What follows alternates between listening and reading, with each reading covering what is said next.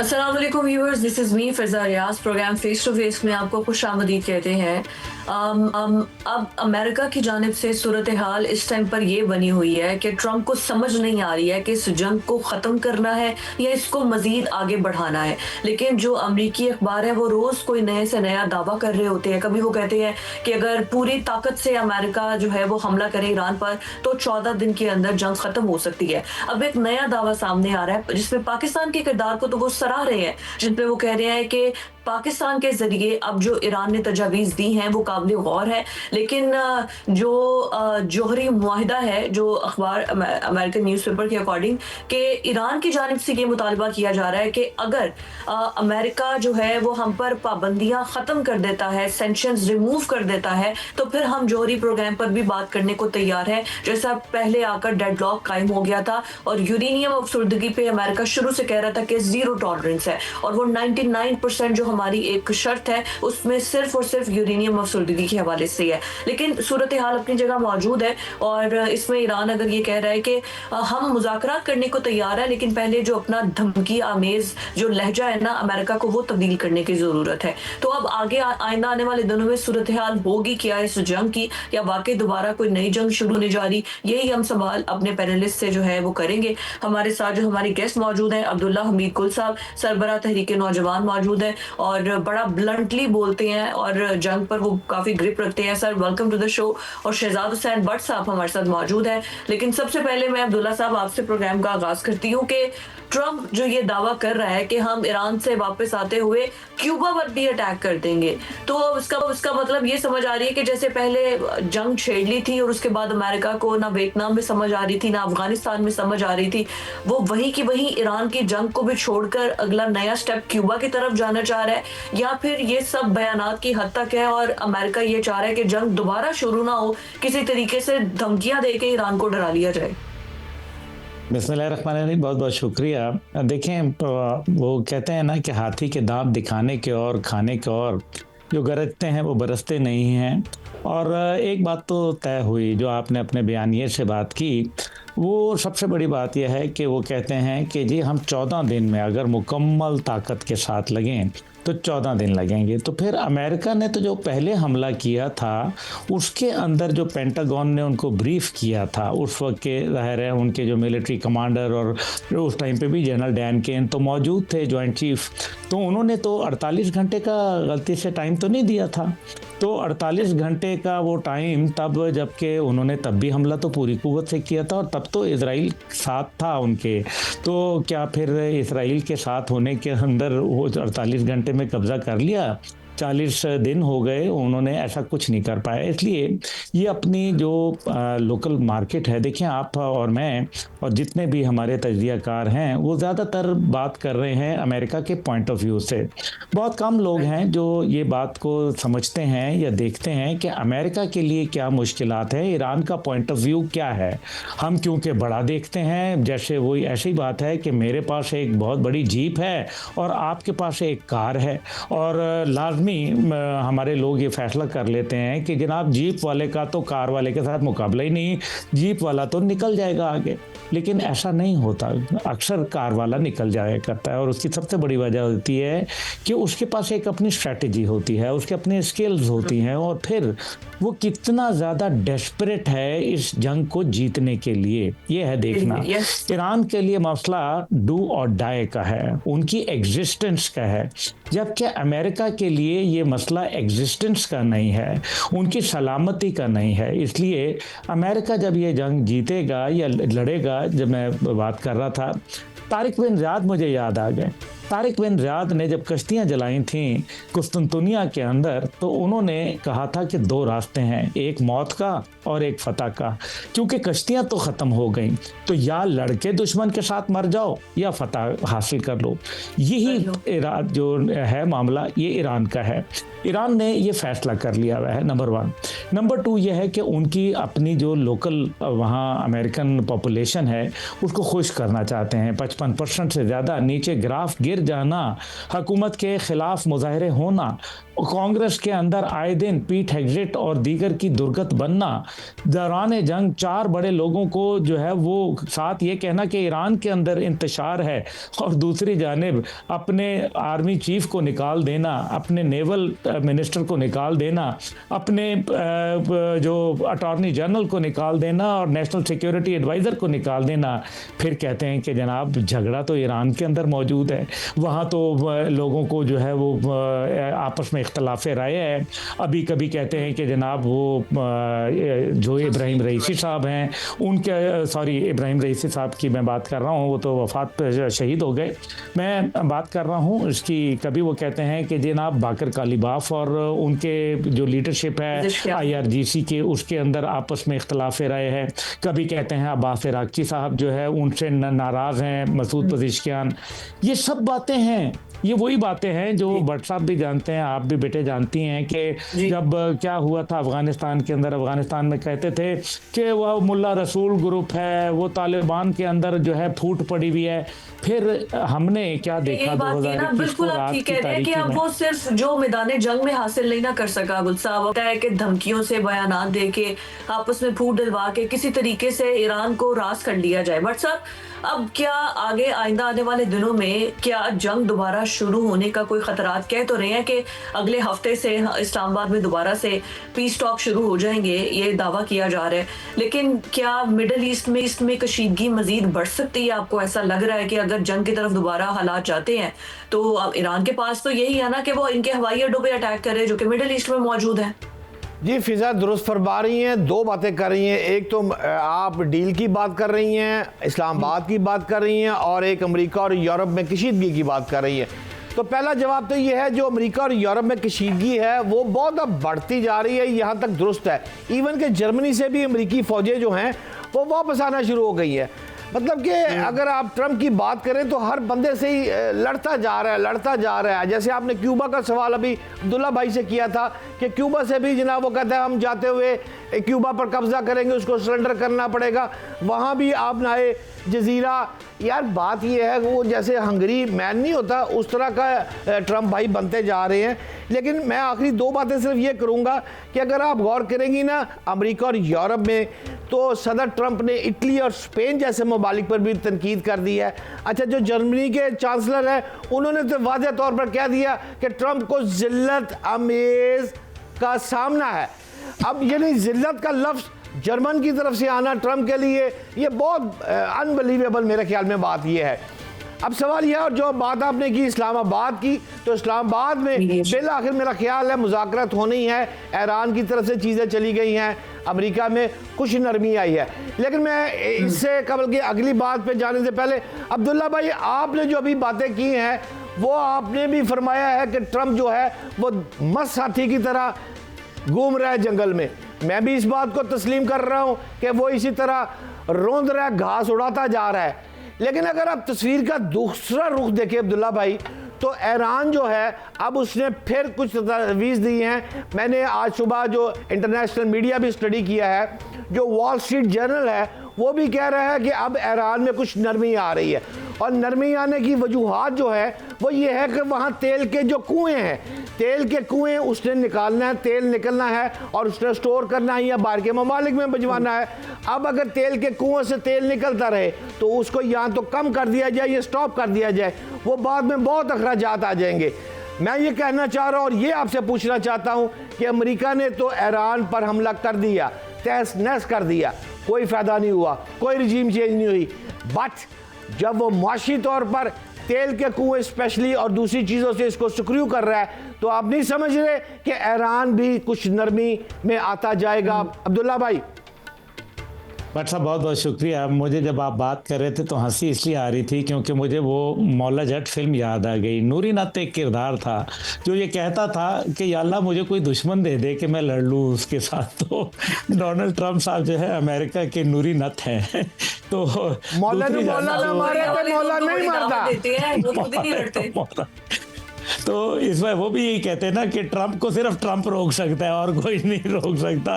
तो ये मतलब वहाँ के नूरी नत हैं। देखिए बहरहाल अब मसला यहाँ आपके दो तीन बातें हैं। पहली बात यह है कि इस्लामाबाद में टॉक्स इसलिए ज़रूरी हैं क्योंकि चाइना जाना है, और चाइना जाने के वक्त बात क्या करेंगे, टेबल पे क्या बात करेंगे कि जनाब मेरी लड़ाई चल रही है ईरान के अंदर, मैंने वहाँ आपको चोक पॉइंट आपके रखे हुए हैं, ईरान का तेल जो चाइना को जाता है उसकी बंदिश की हुई है, दूसरी जानिब मेरी आबनाए मलाका के ऊपर नीयत बद हुई हुई है, तीसरी जानिब मैं आबनाए ताइवान के ऊपर नज़रें जमाए बैठा हूँ ताकि चाइना की कंटेनमेंट की जा सके, उसकी इकोनॉमिक ग्रोथ को, उसकी एनर्जी सप्लाईज को रोका जा सके। ये बात लेके जाएंगे। 700 बिलियन डॉलर की तिजारत है हजूर, तो ये चाइना अगर उनसे दूर होगा तो अमेरिकन खाएंगे क्या और लगाएंगे क्या, और फिर ये पैसा जो आएगा ये मशरिक़ वुस्ता से आएगा। मशरिक़ वुस्ता के 3 ट्रिलियन डॉलर के 3.25 ट्रिलियन डॉलर के मुआहदात हैं, उनका तो जनाजा निकल चुका है जनाब। उनका आप ये जो ओपेक और ओपेक प्लस से यूएई बाहर निकला है, क्यों निकला है? क्योंकि उनकी 70% इंडस्ट्री जो थी वो तो नॉन ऑयल डिपेंडेंट थी, यानी कि जो ऑयल इंडस्ट्री के हट के एविएशन इंडस्ट्री है, आईटी इंडस्ट्री है, उनकी हॉस्पिटैलिटी इंडस्ट्री है, टूरिज्म इंडस्ट्री है, बेड़ा गर्क हो गया है। तो जब कमाएंगे नहीं तो लगाएंगे क्या अमेरिका के अंदर? This is one thing. इसलिए मेरी कैलकुलेशन ये कहती है कि अमेरिका के प्रेसिडेंट खुद पाकिस्तान आएंगे, और वो चीन जाने से पहले पाकिस्तान मुतवक्का है, क्योंकि ये डायलॉग उनको करना पड़ेगा। उनके अपने मुल्क के अंदर एक वोट से वो बच गए हैं, वरना उनके इख्तियारात महदूद कर दिए जाते, और एक वोट तो आपको पता है ज़्यादा मुश्किल नहीं होता। दूसरी जानिब उनके जो मामलात हैं कांग्रेस के अंदर वो बिगड़ते जा रहे हैं, और इस टाइम पे रिपब्लिकन पार्टी के लोग इस्तीफे दे रहे हैं, टिकट वापस कर रहे हैं। अब्दुल्ला भाई की माजरत चाहता हूं, ये तो अमेरिका का आपने एक पिक्चर पेश कर दी। मेरा सवाल फिर वही है कि एक तस्वीर आपने अमेरिका की दी, मैंने ईरान की बात की, ईरान के कुएं और ईरान के लिए मुश्किलात, आप मुझसे एग्री हैं डिसएग्री? नहीं, मैं आपकी अभी पिक्चर का दूसरा रुख बता ही रहा था। तो देखें, पिक्चर का दूसरा रुख है 20 लाख लोग बेरोज़गार हो गए ईरान के अंदर, उनकी तेल की प्रोडक्शन के ऊपर रौफ पहुंचा। उस टाइम पे जब आबनाए हुरमुज़ के अंदर दंदनाते हुए चाइनीज़ जहाज़ तो गुजर रहे थे, क्योंकि वो तेल के लिए उनको ईरान ने इजाज़त दे दी थी, लेकिन जब अमेरिका ने बंदिश की तो 90% जो ईरान की टोटल ऑयल प्रोडक्शन है वो चाइना ले जाता था। लेकिन अब चाइना के जहाज़ भी वहाँ जाने के लिए मुश्किलात हैं। लेकिन हाउएवर, क्या तेल के कुएं खुश्क होंगे तो सिर्फ क्या ईरान के होंगे? क्यों कतर, कुवैत, बहरीन और यूएई के नहीं होंगे? वो किस जगह से लेके आएंगे जनाब? तो एक फुजेरा है, फुजेरा कितनी दूर है? अब जो ईरान की आपने बात की बड़ी इंपॉर्टेंट है भट्ट साहब, इस बात को देखें। ईरान वाकई इस टाइम पे उनके लिए मुश्किलात में इजाफा है, लेकिन उन्होंने भी फैसला किया है, मेरी भी रवाबित है, मुझे पता है, उन्होंने ये फैसला किया है कि तंग आमद बजंग आमद। ये आपको मालूम है कि ये फ़ारसी की मिसाल है, उर्दू की नहीं है। और तंग आमद बजंग आमद से मतलब वाज़े नज़र आ रहा है कि अगर ईरान के ऊपर मज़ीद दबाव डाला गया और बहरी नाकाबंदी अमेरिका की जानिब से जारी रखी गई तो ये सीज़ फायर कोई और नहीं बल्कि ईरान तोड़ देगा, और अगर ये ईरान तोड़ेगा तो फिर वो फुजेरा को भी नहीं छोड़ेगा। कि it's all because of American blockade, जिसकी वजह से ईरान मुआशी तौर पर इतना तंग हुआ है कि अब उसने बोला है कि हम अमेरिका, डोनाल्ड ट्रंप की, मैंने इंट्रो में यही तो बताया था कि ट्रंप कहता है कि सिर्फ it's all because of blockade, जिसकी वजह से ईरान बैक फुट पर गया, और पाकिस्तान के जरिए जो अब सिफारिशात ईरान ने हमें दी हैं वो बड़ी लीलियंट है और बड़ी नरमी आई है उसमें, क्योंकि हमने उनको मुआशी तौर पर क्रिपल कर दी है। कल तो उन्होंने जो है वो उनको मुस्तरद कर दिया था। वो चाहते हैं सरेंडर करना, नाक रगड़ना दूसरे वक्त में नज़रों में। वो जो एक फ्यूडलिस्टिक सोच होती है ना कि मैं इसकी नाक रगड़ दूं ज़मीन के ऊपर, ये मेरी जूतियों के ऊपर पैर सर रख दे, ये नहीं होगा, ये कभी भी नहीं होगा। ये बात तो लिख लें, मैं लिख के देने के लिए तैयार हूँ। दूसरी जानिब जो उसके अंदर अहम बात है वो आपने देखा कि आयतुल्लाह मुज्तबा खामेनाई साहब का पैगाम, जिसके अंदर उन्होंने न्यूक्लियर और अपने जो मिसाइल प्रोग्राम है उसको प्रोटेक्ट करने का इंदिया दिया। उनके जो vice chief of naval staff हैं उन्होंने वाज़े बता दिया कि अमेरिकन के जो सोल्जर्स हैं उनकी जो मंजिल है वो ज़ेर समुंदर है। अच्छा, अभी जो सारी बातें हुई, पेंटागन के अंदर एक ब्रीफिंग हुई, उसके अंदर एक ऑल्टरनेट प्लान दिया गया। जहां लोगों ने ये बातें की वहां क्यों नहीं ये बात की गई कि वहां ये भी तो सवाल पूछे गए कि हजूर जो 48 घंटे का प्लान आपने दिया था उसका क्या बना, एब्सोल्युटली उस पे असल आपकी में यही नाकामी बात है, क्यों हुई? आपने ये बिल्कुल सही क्रक्स निकाला अब्दुल्ला साहब के मिस रीड कर गए हैं पूरी की पूरी सिचुएशन को। उनको यही लगता था कि वेनेजुएला में जो हुआ था ना वही हम ईरान में कर देंगे और उसके बाद हम जैसे उनके प्रेसिडेंट को उठा लाए थे यहाँ पर भी हम रजीम चेंज कर देंगे। बट ईरानियन हिस्ट्री बड़ी अलग थी और पूरे सर्कमस्टेंसेस बड़े अलग थे जिसकी वजह से इस टाइम पर पूरी दुनिया के अंदर ऑयल की ब्लॉकेज हुई है। बहुत शुक्रिया आपके वक्त के लिए और एक छोटे से ब्रेक की तरफ हमने जाना है, फिर उसके बाद गुफ्तगू को आगे बढ़ाएंगे। Stay with us. Welcome back ji. Break के बाद आपको खुशामदीद कहते हैं। जैसे ब्रेक पर जाने से पहले हम बात कर रहे थे जिस तरीके से अमेरिका में स्टेटमेंट सामने आ रहे हैं, लेकिन गल्फ कंट्रीज इस वक्त बहुत ही ज्यादा कशीदा सूरत हाल में मौजूद है। अब कशीदा सूरत हाल इस वजह से है कि अमेरिका ने पहले तो उनको सेव करने का ठेका लिया हुआ था, लेकिन ईरान ने जिस तरीके से अटैक किए तो समझ आ गई कि अब ऐसा तो कुछ नहीं हो रहा। अब उन्होंने अपने बका और सेफ्टी के लिए मजीद कुछ चीजें तो करनी है ना कहीं अलायंस करना है। और इसराइल की बढ़ते हुए कदम गल्फ कंट्रीज के अंदर ये कितना नुकसानदेह हो सकते हैं मुस्लिम कंट्रीज के लिए और स्पेशली पाकिस्तान के लिए कि जब वो बिल्कुल हमारे नेबरिंग कंट्रीज में आकर बैठ जाएगा।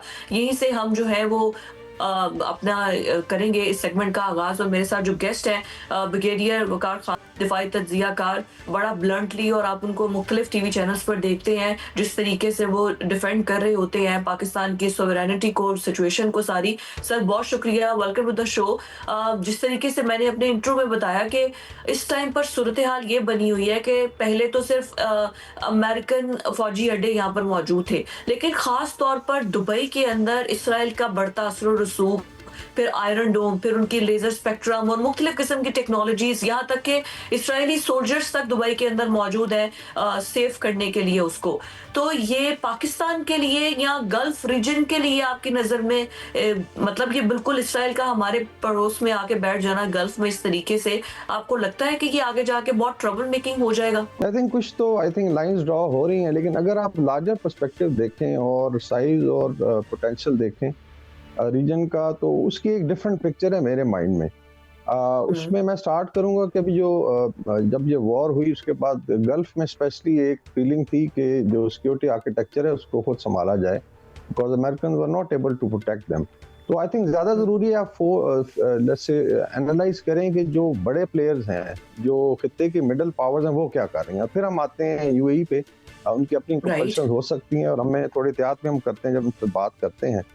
उसमें जो आई थिंक बड़ी अभी ऑर्गेनाइजेशन इमर्ज कर रही है वो है step, which is Saudi Arabia, Türkiye, Egypt and Pakistan and later on अगर इंशाल्लाह ईरान मेन स्ट्रीम होता है तो ईरान। तो मेरे ख्याल में ये 5, लेकिन फिलहाल हम 4 की बात कर लेते हैं। 48 करोड़ की आबादी है इन मुल्कों की, so it becomes a super let's structure in itself. अगर उसकी मिलिट्री पावर देखें, उसमें पाकिस्तान की न्यूक्लियर कैपेबिलिटी, उसके बाद मिलिट्री जो हार्डन मिलिट्री है उसकी जो कैपेबिलिटी लास्ट ईयर डिस्प्ले हुई है, तो सऊदी अरेबिया का एक फाइनेंशियल उसके अंदर प्रोग्रेस है, एनर्जी पोटेंशियल है, और उसके अलावा सऊदी अरेबिया की अपनी मिलिट्री पावर है, और फिर सेंट्रलिटी है। अगर आप कंपेयर करें साइज में तो Saudi Arabia is the centre of gravity of Arabian peninsula. बाकी ये पेरिफेरी है जिस पे हम आते हैं कि पेरिफेरी क्या कर सकते हैं। I even consider Israel as periphery और यूएई भी पेरिफेरी में आता है। फिर तुर्किया आ गया जिसकी 2 चीज़ें हैं, टेक्नोलॉजी है और फिर डिप्लोमेटिक आप कह लें उसका एक क्लाउड है पूरे वेस्ट में। नाटो के मेंबर हैं and they are very I would say astute diplomats हैं। फिर एक डेमोग्राफिक पोटेंशियल है, फिर उसकी ज्योग्राफिकल लोकेशन है, यूरोप और एशिया को कनेक्ट करता है। फिर इजिप्ट है, वेरी लार्ज साइज और बहुत बड़ी इकोनॉमी भी है, और फिर मिलिट्री पावर है, ह्यूमन रिसोर्स है। And then later on Iran को ऐड करना तो ये मतलब ऑलमोस्ट आप कह लें कि तकरीबन 58 करोड़ अफराद का आप कह लें एक स्ट्रक्चर बनता है। सो ये असल में फ्यूचर में मेन प्लेयर होगा। इसमें क्या होगा कि जो एग्रीमेंट है या कंसेंसस, स्पेशली तुर्किया में, इस पर बहुत ज़्यादा डिबेट हुई, बिकॉज तुर्किया को काफ़ी थ्रेट्स आई हैं इजराइल से कि आप कितने की सिक्योरिटी को, इकोनॉमी को, एनर्जी फ्लो को खुद संभालें, इंटरकनेक्टिविटी बेहतर करें, एंड देन फिर देयर इज़ नो नीड। अभी आ जाते हैं कि जो अंदर डिट्रैक्टर्स हैं 3 हैं। इसमें इजराइल डेफिनेटली है, नेतन्याहू की ज़ायनिस्ट गवर्नमेंट है जो वैसे आखिरी सांसें ले रही, और मेरे ख्याल में इस वॉर के बाद जब ख़त्म होगी तो पता चलेगा कि क्या इनका हशर हुआ। फिर भारत आ जाता है। आपने देखा होगा कि जयशंकर साहब गए थे और कानों में जाके बातें करते रहे हैं। तोमर साहब ने एक एफर्ट की है, अभी भी मूडी 5 नेशन टूर पे निकल रहा है, मेरे ख्याल पहला स्टॉप जो यूएई में है। सो डेफिनेटली भारत की कोशिश होगी कि दोबारा जो एक्सेस है जो क्रिएट करना चाहते हैं भारत किसी हद तक लेट्स से यूएई और इजराइल, लेकिन अगर आप मेन प्लेयर्स के साथ उनको अलाइन करें तो फिर इतनी फिक्र की बात नहीं है। मेरे ख्याल में यूएई एक स्टेज पे रियलाइज करेगा कि एक तो दे आर मुस्लिम ब्रदर्स और सऊदी अरेबिया, जैसे सऊदी अरब ने रियलाइज किया है कि अमेरिका चाहे आकर हवाई अड्डे बना ले, कुछ भी कर ले, Pakistan is there to help us and Pakistan is there to save us, UAE को भी रियलाइज हो जाएगा। बिल्कुल ठीक है। बट सर मैं यहाँ भी आके लोगों से गुफ्तगू की है, यही सुनने को आया कि हमने डेमोक्रेट्स को छोड़ के रिपब्लिकन को, डोनाल्ड ट्रंप को वोट इस वजह से दिया था क्योंकि वो वॉर के अगेंस्ट था और अमेरिकन पीपल जो है वो वॉर नहीं चाहते। अब बहुत बड़े हद तक पॉपुलैरिटी ग्राफ डोनाल्ड ट्रंप का बहुत नीचे चला गया है जस्ट बिकॉज कि उसकी वॉर पॉलिसीज, एक तरफ वॉर पॉलिसी है, दूसरी तरफ खुद को कह रहा है कि मुझे नोबेल पीस प्राइज के लिए नॉमिनेट करें, मुझे नोबेल पीस दे। दुरुस्त कह रही हैं फिजा। देखिए ब्रिगेडियर साहब, मैं आपके पास आता हूं, ये सवाल मुझसे करके फिर मैं आपके पास हाजिर खिदमत हूँगा। ब्रिगेडियर रिटायर्ड वकार खान साहब, फिजा आप जो बात कर रही हैं दुरुस्त फरमा रही हैं। असल में जो आप बात कर रही हैं वो सर्वे की बात कर रही हैं। इस वक्त पूरे यूरोप में, अमेरिका में जो सर्वे हो रहे हैं उसके मुताबिक तो ट्रंप डे बाय डे नीचे जाता जा रहा है।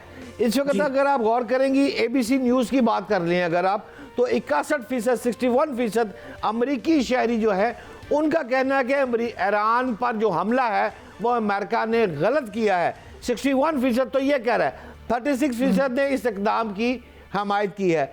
अच्छा, सर्वे में 90% डेमोक्रेट्स हैं, 71% आज़ाद अफराद भी है। अच्छा, जो 48% दूसरी बात है, 48% ने कहा है कि अमेरिका को ईरान के साथ अमन मुआहदा कर लेना चाहिए। यानी कि डे बाय डे जो प्रेशर है वो ट्रंप पर बढ़ता जा रहा है और उसको करना है। लेकिन अगर आप ब्रिगेडियर साहब से जानेंगी जो कि हमसे बहुत ज़्यादा फौज को जानते हैं और अमेरिका ईरान जो वॉर है उसके ऊपर एक दो तजिए इनके 100% सच भी साबित हुए हैं, तो मैं डायरेक्टली ब्रिगेडियर साहब से मुखातब होता हूं और उनसे पूछ लेता हूं कि ब्रिगेडियर साहब, अगर ज़रा आप गौर करें तो अमेरिका के पास हैवी ताकत है, उसने उड़ा दिया है, मिलिया मेट किया है, ईरान को मैक्सिमम एफर्ट यूज़ की है। अगर अमेरिका का डार्क ईगल नामी मिसाइल को सिर्फ आप गौर कर लें तो इसकी रेंज 1700 किलोमीटर और स्पीड सुपरसोनिक मिसाइल इस तरह।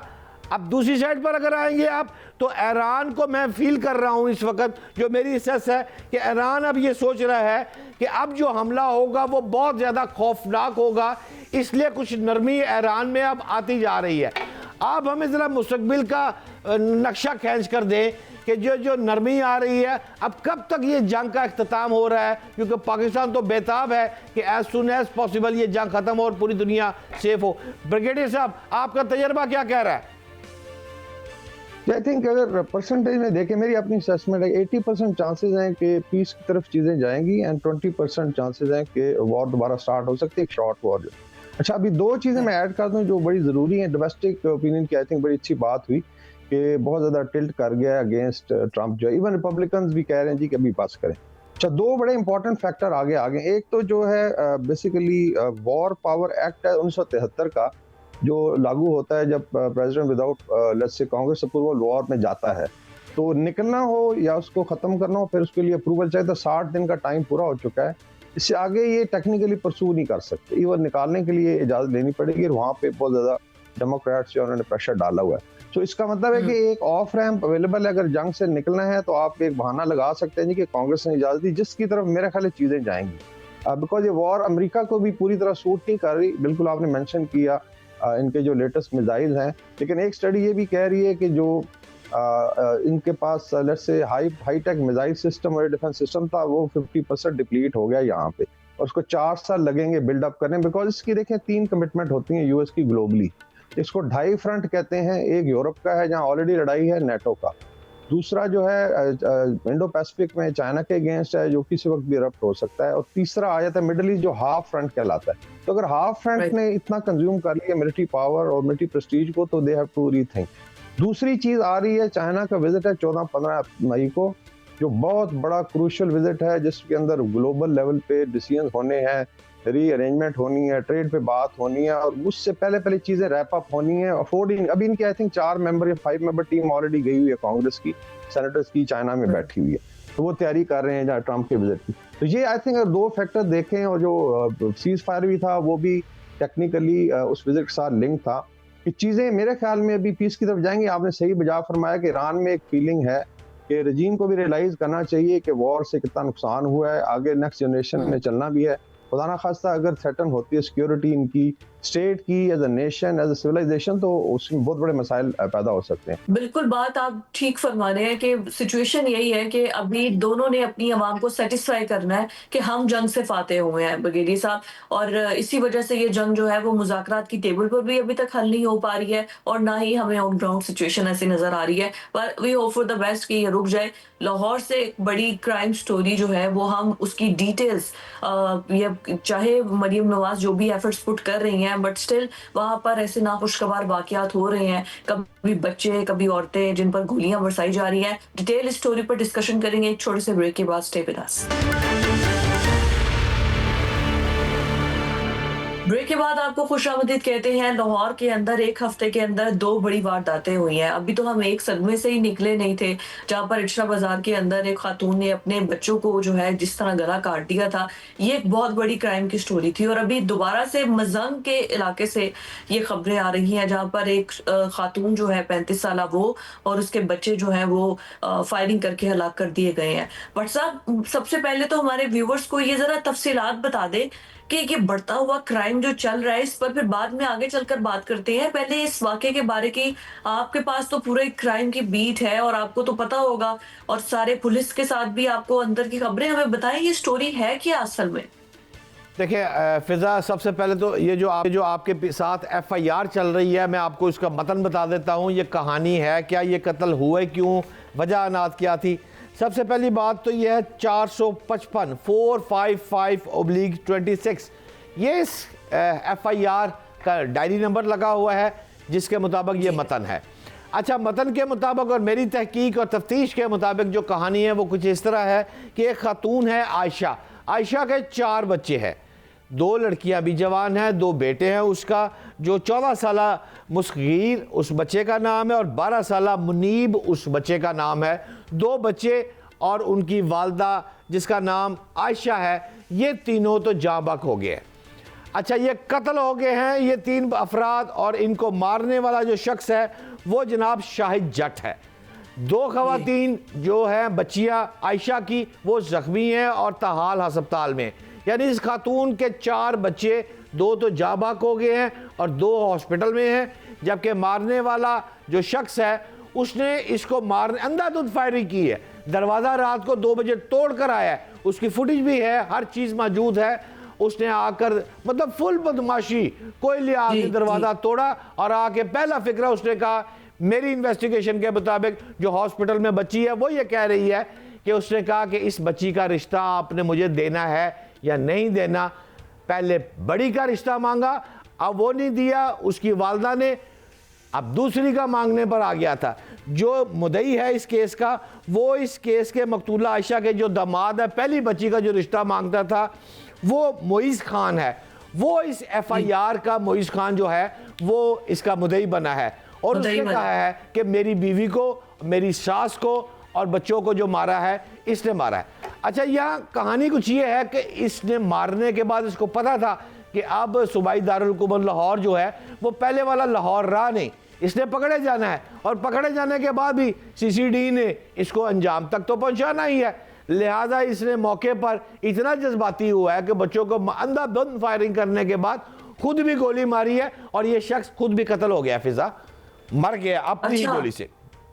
बिल्कुल ठीक। लेकिन भट्ट साहब, ये देखें ना कि एक लाहौर कोई छोटा शहर तो नहीं है। अगर इसको क्राइम फ्री करना है तो फिर असले की एक्सेस को रोके ना, कि मतलब कि किसी का भी दिल करता है गन्स लेके घूम रहा है, गोलियां आराम से मिल रही हैं, लाइसेंस वाली बंदूकें हो या बगैर लाइसेंस वाली बंदूकें हो कैपिटल सिटी के अंदर, तो फिर ये चाहे CTD आ जाए चाहे पुलिस आ जाए, सबसे पहले तो फिर ये गन्स कल्चर को खत्म करना होगा।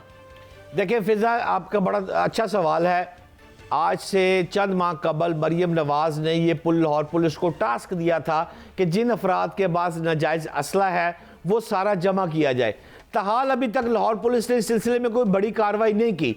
बहुत सारा असला आज भी है, बहुत सारा असला सरेआम बिक रहा है। लाहौर जैसे शहर में, मैं को पेशावर से जी, नहीं लेके जी। आता, अगर आपको कोई जी। पिस्टल चाहिए आप लाहौर से बाय कर सकती है, आपको गोलियां चाहिए आप लाहौर से बाय कर सकती है, शॉप्स ओपन है। बात ये है कि ये अगर क्राइम फ्री इन्होंने पंजाब को करना है, पुलिस मेहनत कर रही है, पुलिस सख्ती कर रही है, तो भाई वेपन भी तो देखने पड़ेंगे ना, जिसका जहां से दिल करे वो वेपन उठाए। और अंधाधुंध फर्क करके वो उनका नाम है साहब का जो शाहिद जट साहब, वो जट साहब इतने गुस्से में आए और रिश्ता ना मिलने पर कि उन्होंने फायरिंग कर दी। अब ये पुलिस के लिए भी, ये पंजाब हुकूमत के लिए भी लम्हा फिक्रिया है कि जो आपने हुक्म फरमाया था वज़ीर आला पंजाब ने कि असले से पाक करना है, असला गिरफ्तार करना है, तो ताहाल क्यों जो है हुकूमत जो है इस पर मजीद तवज्जो नहीं दे रही? क्यों अभी तक जो है असले की दुकानें खुली है? क्यों इस पर सख्ती नहीं की जा रही? जब तक ये नहीं होगा ऐसे कत्ल होते रहेंगे। फिजा, अच्छा भट्ट साहब, ये आपको तो चूंकि ये क्राइम को बड़े अच्छे से और बड़े सालों से आप ये इसको रिपोर्टिंग करते रहे हैं, इस नोयत के जो मुकदमात होते हैं, ये रिश्ता ना मिलने पे या इसकी शक्ल पसंद नहीं है या मेरी मर्जी का खाना नहीं बनाया, अब इनका रिजल्ट फिर क्या आता है? ये एक काला धब्बा बन के हमारे मुआशरे पे आ तो जाते हैं, तो पुलिस आगे क्या करेगी? अब जिसने फायरिंग की है वो खुद तो जाँ बाक हो गया, उसने खुद को भी गोलियां मार ली हैं, अब इसका आउटकम और रिजल्ट क्या होगा? देखिए फिजा, बात यह है कि जिसकी लाठी उसकी भैंस। अब ये खातून बेचारी अपने हस्बैंड के बगैर 4 बच्चों, 2 बच्चियां और 2 बच्चों, छोटे बच्चों के साथ अपनी ज़िंदगी गुजार रही थी। अब देखिए हुकूमत ने ये कहा था आज से 4 माह कबल कि छोटे छोटे जो मसाइल हैं उनको सॉल्व करने के लिए पंचायती तौर पर बात होगी। अब बात यह है हुकूमत उस ग्रास रूट लेवल पे नहीं आ रही, ये अपर काम हो रहा है। वज़ीर आला पंजाब को मिसगाइड किया जा रहा है कि आप सीसीडी बना दे, आप आईजी पंजाब को कह दे, नहीं होगा इस तरह क्राइम कंट्रोल। क्राइम कंट्रोल तभी हो सकता है जब आप ग्रास रूट लेवल को पकड़ेंगे, आप सुलह सफाइयाँ कराएंगे नीचे से। ख्वाजा इमरान नज़ीर हमारा एक दोस्त मिनिस्टर है, उसने एक बहुत बड़ी सुलह कराई थी, उसमें को 15-20 बंदे कत्ल हो गए थे और होने थे, लेकिन सुलह करा दी। आप गौर करें, इस कत्ल से पहले इस खातून जांबाक होने वाली ने इस शख्स के ऊपर FIR करवाई, इस शख्स ने इस खातून के ऊपर FIR कराई। मुतलका थाने मजांग को पता है कि ये लड़ाई चल रही है और पिछले 6 माह से ये आग भड़क रही है और राख के ढेर ने शोलों को दबा रखा है। अब आखिर चिंगारी उठ गई ना। जब तक आपने क्राइम कंट्रोल करने के लिए पंचायती तौर पर निचली सतह पर आवाम की कमेटियां ना बनाई और छोटे छोटे मसाइल और बड़ी बड़ी जो लड़ाइयां हैं, ये पहलवानों की ये सुलह होनी चाहिए। ये भी हुकूमत का काम है, ये भी पुलिस का काम है। पुलिस कहती है वाकया हो गया, आओ मेरे पास, मैं FIR दे दूं, बंदे गिरफ्तार कर लो। और भाई आपको नजर आ रहा है, आपके पास मुखबरियां होती हैं कि ये SHO के इलाके में इतनी मंशियात बिक रही है, इतनी आइस बिक रही है, यहाँ पर कत्ल होने वाला है, यहाँ लड़ाई चल रही है, यहाँ आग लगी हुई है। इनको नहीं पता होता? सारा पता होता है। क्यों सुलह गिराइए नहीं गिराते फिर? बिल्कुल बात भट्ट साहब आपकी ठीक है, और ये तो निचले लेवल वाले मुकदमात हैं या ये मसले मसाइल हैं, इसके लिए बहुत ज़रूरी है कि पंचायती सिस्टम जो है वो होना चाहिए। आपने बिल्कुल ठीक निशानदेही की है। लेकिन फिर इस किस्म के वाक़े, चाहे वो उछरा बाजार वाला हो जहाँ खातून शादी करना चाहती थी और अपने बच्चों का गला काट दिया, या फिर यहाँ एक शख्स शादी करना चाहता था और वहाँ उसको रिश्ता नहीं मिला तो उसने पूरे ख़ानदान को ही ख़त्म कर दिया। इन वाक़यात में, इसमें जो इंसानी रवैये हैं ना, इसकी भी ग्रूमिंग की बड़ी जरूरत है। हर चीज जो है वो हम हुकूमत या पुलिस पर नहीं डाल सकते, अपने ग्रूमिंग के लिए बड़ी जरूरत है और इसके लिए एजुकेशन होना बहुत जरूरी है। इसकी तरफ तवज्जो देने की भी जरूरत है। तो नाज़रीन, आज के प्रोग्राम से इतना ही। आपसे दोबारा मुलाकात होगी। अल्लाह हाफ़िज़।